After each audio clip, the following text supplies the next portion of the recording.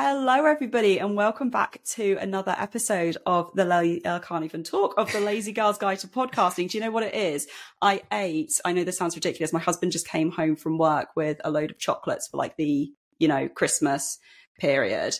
And I ate about half of the box. And when you think that it's a good idea at the time, and then you end up having a little bit of a sugar high and then a sugar crash, I'm kind of there at the moment. So clearly I can't even say the title of my own podcast, but we're here. It's the Lazy Girl's Guide to Podcasting, and it's great to be back for another episode. And in this episode, what I'm so super excited about is that I am joined by Matt from the Life Shift podcast. This is the first interview that we've done on the Lazy Girl's Guide to Podcasting. So Matt, welcome. It's amazing to have you here. Well, thank you. No pressure at all. No pressure whatsoever. We're very chilled over here. We're very chilled. But I'm going to hand over to you because I've already said to you, we were chatting a bit before, I'm rubbish at introducing people. So I'm going to hand over to you. Tell us who you are and what your amazing podcast is all about. Because I know, because I follow you on Twitter, but tell our lovely audience. Well, thank you for having me. I have the Life Shift podcast. I created this podcast weirdly as a school assignment during the lockdown here over in the States. And I got a second master's degree while I was bored out of my mind. And it was a project and we just had to do 2 episodes. And I was like, you know what? I'm going to do something that matters to me. And so the Life Shift podcast in a nutshell is candid conversations about the pivotal moments that have changed people's lives forever. So for me, it all stems personal. So I think a lot of people, we hear a lot that people like quit podcasting after like 7 episodes or something. I don't think I can ever quit because my why is so strong.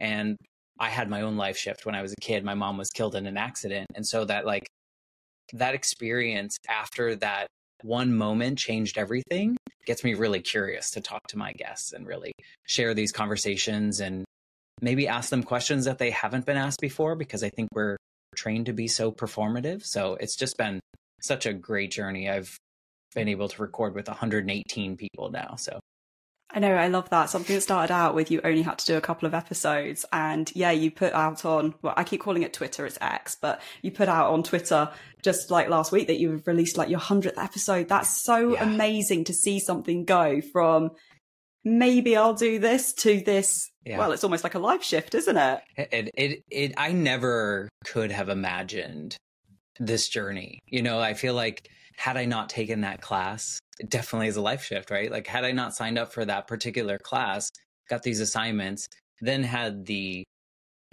strength to go into some of these conversations are really hard and really hard to hold the space for, but so worth it. And 10 years ago or 5 years ago, Matt would have been like, no way, you'll never have a podcast. This is not in the cards for you. I love that. In fact, I'll admit I was probably the same. In fact, I remember when podcasts first came out and became a thing, I remember turning around to some friends and being like, podcasting, what's that? That's never going to catch on.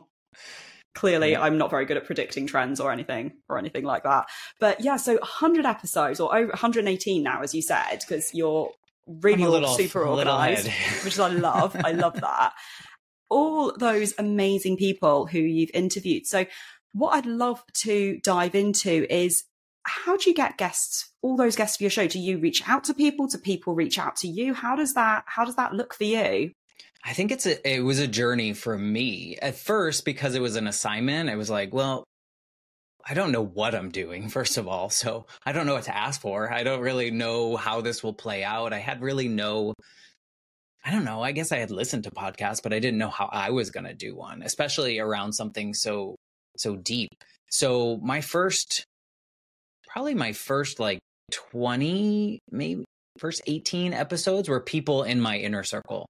They were people I just went on social media and I was like, hey, I have this assignment that I have to do. I need to record 2 episodes. Does anyone out there want to get on there and chat about a very specific moment in your life that changed everything? And surprisingly, a lot of people did, which was maybe why I kept going.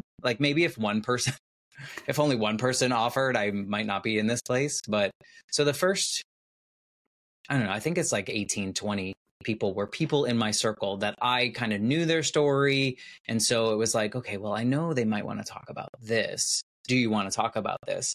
And what surprises me sometimes is I think I know their story, and then they come on and they go a lot deeper, or they go in a different direction, which allows me to have the freedom to not feel structured in a way. There's a lot of podcasters out there that will ask, like, they'll hear the questions that I'm going to talk about, or you get a pitch from someone. They're like, here are the 10 things I can talk about. And I'm just like, no, I really want it to be a candid conversation, because if you say something and it sparks my curiosity, I want to go down that road. I don't want to go down the road that I think. So it was interesting talking to people that I knew, because I thought I knew. I thought I knew their story, or I thought I knew how it changed them. But those first few, I call it few now, I guess, because I'm over 100. But those first like 20 or so were people I knew, which was really cool to get to know them even better that way. Absolutely. And I love that you were saying as well that you started off with approaching people who were in your circle. We've talked about this on the podcast before, about how you've got access to so many potential guests in your circle. I love that you reached out to people first off. How did that look? Was it literally just, I'm starting a podcast, please can you be my friend and be on my podcast? Or how did that look? Yeah, I think what I benefit from is, like, I know in a recent episode you talked about, like, you can find your area or your area of expertise, and you find the people that know those things. Like mine are all human stories. And so my criteria is probably a little different than a lot of people that are in, they're doing a B2B podcast and they're trying to sell some particular product or something. It's going to be a little different. It's a smaller market. Mine can be anyone. And so I'm pretty open on social media, and I kind of lead with my own problems or situations. So, leading into that conversation was like, this happened to me, as you all know, because you're all my friends on social media, and this is how it affected my life. And I'd love to talk to people if they have a very specific moment in their life that has changed everything. And then I was like, if you want to, here's a Google form. Maybe you can just give me some information, tell me when you're available. And I didn't have any structure yet, because I didn't know like Calendly, and I didn't know all these other things that exist now. So I just had a simple form that was like, what's your name? What do you think you want to talk about? When are you available? And I had a bunch of people. I still have that form, and I'm like, wow, all these people volunteered to do something. And so I just got really fortunate in that case. And it was like more of like a closed Facebook rather than like Twitter, or I'm not even going to call it X. It's just like Facebook, people I knew. So nobody in public really saw that besides people that already knew my story. So I think they trusted me a little bit more in that case. I love that you say you started with a Google form. There's nothing wrong with a Google form. I still use one. I love a good Google form, but also I think it goes back to, you don't need all of these, subscriptions and expensive pieces of tech to get started. Like you said, you just need a Google form or Microsoft form, depending on what you prefer to use or whatever. Right. Typeform, there's so many free ways that we can just get going. I think that's sometimes a big obstacle for people. They think they need like this crazy setup and all these, expensive subscriptions. And as you said, actually just reach out to the people that you know on Facebook with a form, collect that information and get going. I'd love to know, do you get pitched now for people to be on your podcast? Yeah, I've been really fortunate. I have not actively looked for a guest since October 2022. Wow. So I've been really fortunate in that sense. It's a little overwhelming too. Like in between, I guess I'm thinking maybe there was like a 3-month period when I started thinking, okay, I can talk to people I don't know. I think I got the hang of this. I think that they can trust me enough, because it was easier with people I knew, because I knew that they knew I was walking into it with like, I don't know, like a heart, and I was there for the right things. But then you have strangers and you're like, okay, stranger, you want to trust me with your personal story, and I can do anything with it and put it out there in the world to listen to. So that was a little scary for me. So that like in between period, I went on LinkedIn and I thought, okay, I could probably create a space here where people could learn a little bit more about me. And LinkedIn was very performative at the time. It was very much like, look how many sales I got, or, you know, like whatever, let me sell you my product. And the nice thing about my podcast was like, oh, well, maybe if these people are on my podcast, people would be interested because they've never heard that part of those people. And so that's really where I started finding those other guests and kind of pitching them the show, or trying to like engage with them and saying like, hey, because it's hard. You can't look at someone's resume to see if they have a life shift moment, right? Like you can't, like, you know, no one's putting on there that their parent died when they were 4, you know, like that's not something. So you kind of have to engage in a conversation first in order to even pitch someone from the host side. So that's really challenging. So I did get lucky eventually when it was just like people heard someone else on a show, or they found the show and they liked how I approached the conversations. And so I probably get, I would say like, I don't know, 10 pitches a month or so. Wow. Not that's all amazing. of them are great. Well, that's what I was going to ask next, is how many of them are not worth your time, because that sounds really disrespectful. Yeah. But kind of like, how many out of however many you get per month do you kind of go, oh my gosh, that's amazing? And then do you ever get those ones? Because I get these ones all the time, the ones where it's like, hey, have you ever met insert random name here, there, and it goes on for like 3 paragraphs, and you're like, do you even listen to my podcast? Do you get those, or is that just me? Yeah, no, we all get those. I think those are more common. Those are more common. They're easier to weed out. I actually respond to them, and because I want people to know that, like, I'm doing all this myself, and I'm a human over here, and I'm trying to help share stories. And like, if you're going to pitch and you want to be part of it, and you want me to spend 10 plus hours, you know, through the life of our engagement, you know, spend some time, like, listen to it. So I think a lot of those, I would say that out of the 10, maybe like 3 are ones that I can work with. Every once in a while, there's one that's just like, oh yeah, here's my form. You do all the things. Sometimes I have to go back and forth, because I think people are very traditional, like people that are going on podcasts now. I think there's more people that are thinking like, here's what I can teach your audience. My show doesn't really fit that mold. And so sometimes their pitches come in as like, this happened to them, but then they went on to do this and write a book. And then it goes into more of that performative space, where I want to dive back into like, how did that moment, what was that particular moment, and how did it change you? So sometimes there's like 3 or 4 that I'll go back and forth and like, this person sounds really interesting. Thank you. Is there a specific moment that they can identify that they've also processed? Because I've learned too that people think they're ready to share their personal story, but if they haven't really processed it or reflected on it or any of those pieces, it makes it a really hard conversation. So, you know, I learn these things as we go, but I would say there's mostly bad pitches. And then there are some that I can massage a little bit before I agree. And then there are some that are just like, thank you for listening. It's clear you understand. Here's the link. I love that. Yeah. I love that so much. There's a couple of things that I want to pick up on there. First of all, I think it's a really, really key point that you've made about how when you're pitching to be on somebody's podcast, doing your homework is just so, so important. Like, what is it that you can bring to that person's podcast, that person's audience? And the second thing that you said, which I'd never actually really thought of, was about people being ready to talk about whatever it is that they're going to talk about, because then it puts a lot of responsibility on you, because you're there to host, not to be an on-air therapist. And I think, you know, even from the point of view that I'm thinking, even like B2B podcasts, there are ways where, you know, unless you're going on a show where you know exactly these are the bits that we're going to talk about, this is the QA, how it's going to look, you never know where the direction is going to necessarily go. And I think that's really, really important for you to just be aware, as the person being interviewed, the way that a conversation could go, and make sure that you are happy, or even just, you know, happy to turn around and say, actually, no, I just want to put a pin in that. I don't want to explore that area any further. I'm really interested, how do you formulate those questions so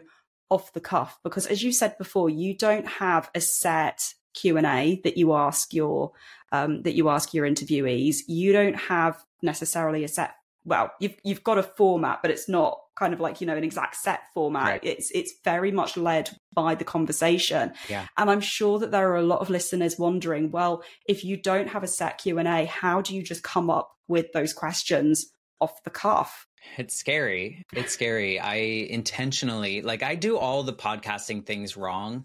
I think if we were to look by the book, right, I think probably some of the things that you've shared with your audience in your podcast is make sure you're researching the guest, make sure you're doing this and this and this. My show doesn't fit that box for me. And so I like to know as little as possible about my guest. I like to at least understand what we're going to be talking about. Sometimes it's more of an internal fire. They quit their job and they're going to go off here. Sometimes it's like a murder in their family. And I need to know headspace wise where I'm showing up, right? So I can hold the space appropriately. One thing that I've really learned in this fulfilling journey, I will call it, is to really just listen as a human, as another person that is holding the space for someone that wants to share their story. So much of my life was very performative in corporate. I would go into meetings, wait for the next silence so that I could say something really profound and poignant, and people not listening to anything else that's happening, right? I'm just trying to say my thing so I can sound great. And one thing that I learned here is that I got to let those go.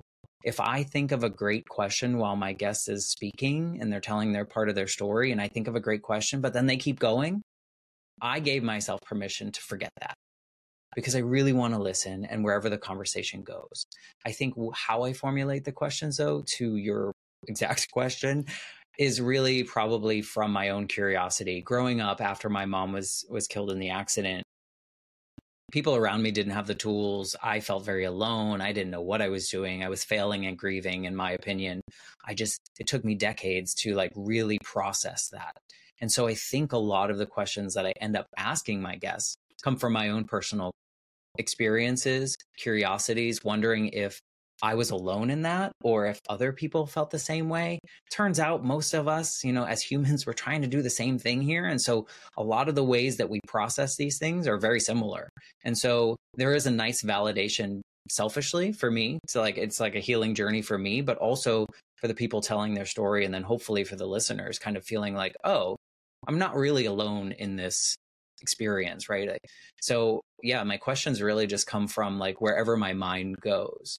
Now, before we start recording, I tell them, if I ask you a question and you're just no way, Matt, that's too personal. That's, I tell them, please just tell me no. And it'll be awkward for a couple seconds and then we'll go back into it. So far, nobody's done that, which is good. But I want them to know that just because I have the question doesn't mean you have to answer it. And I think sometimes people go on podcasts and they feel like they have to perform in some way. And I don't want people to feel like there's a prescription that they have to follow through with, Yeah, no, definitely. I love that so much. And I guess as well, as you've gone through your journey of creating 100+ episodes, you're going to pick up more on social cues and figure out how, how conversations go and that sort of thing. And I love that you were talking about listening as well, because I think so often as podcast hosts, we get into a bit of a mindset sometimes that it's our show. We have to do so much of the talking. And you listen to these interviews sometimes, or I've listened to a few podcast interviews, and you're there thinking, what was the point of this guest coming on? Because they've barely said 2 words. Yeah. Maybe that's just me. No, you're right. I think the way I measure that is when I'm doing the editing and I notice that my track is tiny and theirs is most of the edit. I'm okay, I think I served it. But then you have the guests that don't stop talking. And so then, you have to guide it a bit. No, we got when can I jump in? Because for me, I don't want to interrupt their very personal experience. So I'm you can't see that if you're listening to the audio, but I just kind of made no, but it's so true. I remember interviewing, but on my previous podcast, I interviewed somebody once and it was amazing. They basically interviewed themselves. Yes. I just sat there. And then every time they got to the end of their point, they then posed a question and then answered it. And I was like, my job's done. I don't need to I don't need to be here at all. I got to make myself a cup of tea or something. That was brilliant. I was like, that is a skill to be able to effectively interview yourself. So I'm going to ask you a very big question now. My very big question is, if anybody has not done a podcast interview before, as in interviewed somebody, or maybe they've done a couple of podcast interviews, maybe they have interviewed people for their podcast and they felt maybe it didn't go so well or they weren't very comfortable, what advice would you have for any podcast host wanting to interview somebody on their podcast? Be genuinely curious. I think that is important. I think a lot of people will study so hard, right? They'll prescribe like what they want to be said and the way they want the conversation to go. But if you don't have that level of curiosity, it's going to feel very flat, and it's going to, like, they might go off on a tangent and you're like, nope, come back here to this particular question that you had it. So if you can remain curious about it, I think you're going to get more of those like nuggets of things that people don't always say on every show, because people are making the podcast circuit, like they're going on the rounds, they're saying the same thing. I've listened to people on other podcasts and I notice there's like something that they come in intentionally to say. So if we can be curious as hosts and really go where our brain is going, as long as you're staying in the theme of your show, I think that's going to make it a lot more interesting. And then to your earlier point, just listen, like listen to what they're saying and don't assume. So curiosity, listen, and don't assume. I love that so much. Those are like, I think that I might end up titling this podcast something around those three. I'll think of an acronym or something.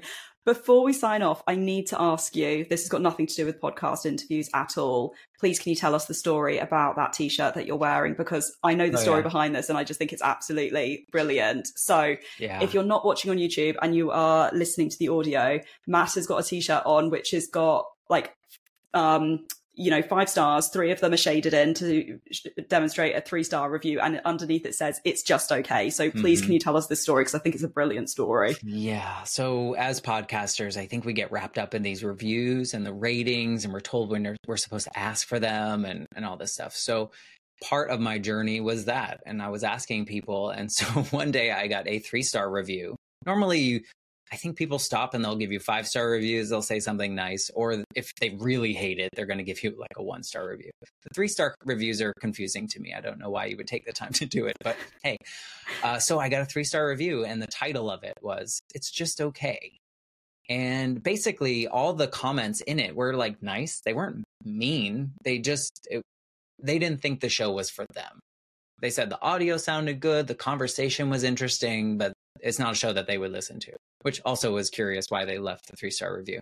So I was very upset about it because, again, the show is so personal. It's so tied to my own personal experience and like trying to bring that, and especially coming from the male perspective and bringing in this mental health talk and like being vulnerable and like being willing to be sad and cry and those things. It was like, oh no, it's just okay, which is almost worse than someone saying it sucked, like it was like, so I owned it and I made a t-shirt out of it. I think I have some stickers and magnets, and it's just kind of a thing now where I very, very regularly wear it because it's like I don't know, it's a symbol of me taking that ownership back of it. And maybe it just is okay for some people, and that's okay. They're not the people that I'm trying to find. So yeah, I enjoy wearing it now. I just thought it was a brilliant story. I know you've put it on Twitter a couple of times, and earlier today, actually, I saw you put it up again, and I love the story. I think it's absolutely brilliant. And I agree with you. The 3-star reviews